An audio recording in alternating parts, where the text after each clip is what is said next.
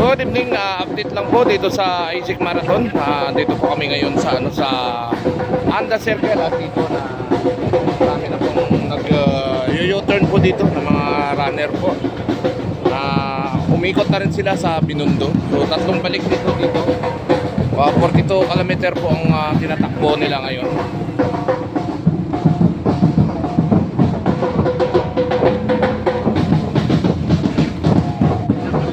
So babalik sila uli ng Quirino Grandstand, then balik uli ng Binondo Church at iikot uli dito at babalik uli. So tatlong tatlong ikot po ang ginagawa nila.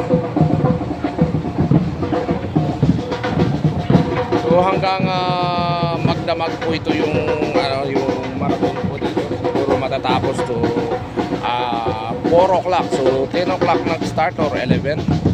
10 o'clock pala nag-start to. So dito po kami sa closure po dito sa Anda Circle. So magandang gabi po.